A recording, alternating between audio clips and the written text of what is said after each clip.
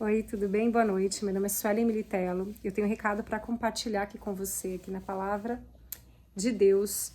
Em Números capítulo 22, a partir daqui diz assim: Balaque envia mensageiros a Balaão. Tendo partido os filhos de Israel, acamparam-se nas campinas de Moabe, além do Jordão, na altura de Jericó. Viu, pois, Balaque, filho de Zippor, tudo o que Israel fizera aos amorreus. Moabe teve grande medo deste povo, porque era muito, e andava angustiado por causa dos filhos de Israel. Pelo que Moabe disse aos anciãos dos midianitas: Agora lamberá esta multidão tudo quanto houver ao redor de nós, como o boi lambe a erva do campo. Balaque, filho de Zippor, naquele tempo, era rei dos Moabitas. Enviou eles mensageiros a Balaão, filho de Beor, a Petor, que está junto ao rio Eufrates, na terra dos filhos do seu povo, a chamá-lo, dizendo: Eis que um povo saiu do Egito, cobre a face da terra e está morando defronte de mim.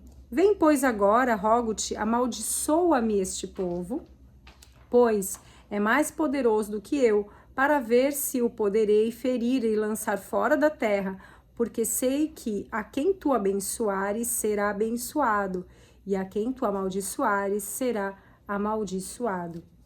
Então a gente vai ler por enquanto até essa parte, aonde está falando, né, de Balaão, e nesse encontro de Balaque, então, que estava desesperado, com medo do povo de Israel, porque era numeroso, ele sabia dos feitos, né?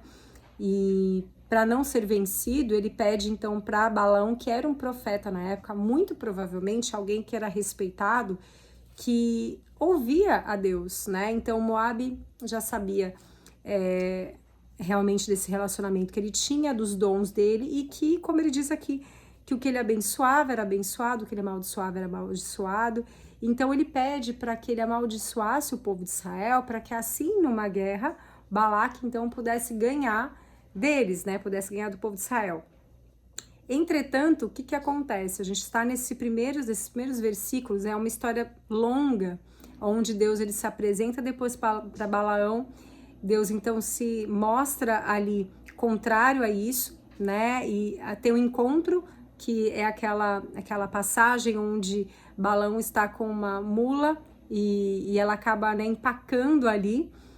E na verdade é o anjo do Senhor que estava ali, e aí depois Balaão até agride essa mula, e Deus então permite que a mula fale com ele, para mostrar então que era um anjo que estava ali, né? E para mostrar o erro, né? Que já começando dali, Balaão fez isso de espancar a mula, por quê? O que aconteceu, né? Para ele ter essa revolta tão grande, a cobiça, porque aqui quando Balaque pede para ele amaldiçoar, ele não só estava fazendo um pedido, ele estava querendo comprar como um serviço mesmo para Balaão, para esse profeta. Então, acompanha aí. Se você ainda não conhece essa passagem, leia depois inteiro todos os capítulos 22, 23 e 24.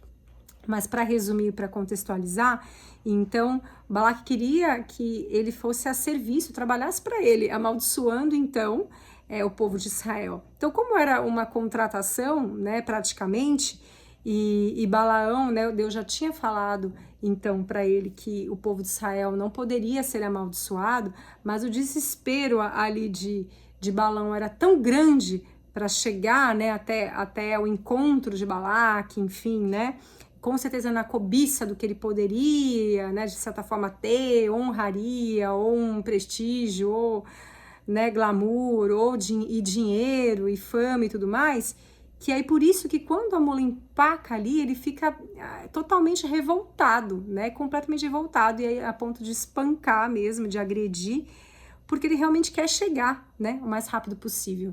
E é isso que a gente entende aqui, que ele foi se corrompendo, isso foi aos poucos, inclusive, né, porque Balaque vai então falando para ele que ele vai ser muito honrado se ele fizer isso, e ele vai colocando isso, vai alimentando isso, e o Balaão vai a cada passo aqui do texto, ele vai ficando cada vez mais ali envolto ali daquela cobiça, né, pelo que ele poderia ganhar. Então, quando o anjo diz para ele, né, que ele está errado, que ele tem esse choque, ele se arrepende, né, e ele percebe então que Deus está com o povo de Israel, que ele não poderia amaldiçoar esse povo. E depois Deus usa os próprios lábios dele como até então profeta, né, que era mesmo, para falar, né, e abençoar o povo de Israel. Então, na verdade, não só não consegue amaldiçoar, como ele abençoa o povo de Israel.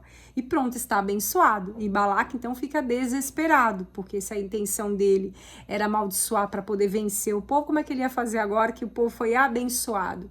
Só que aí ele continua insistindo, ou seja, por uma fraqueza que Balaão já se mostrou, né, de uma vaidade, de uma cobiça.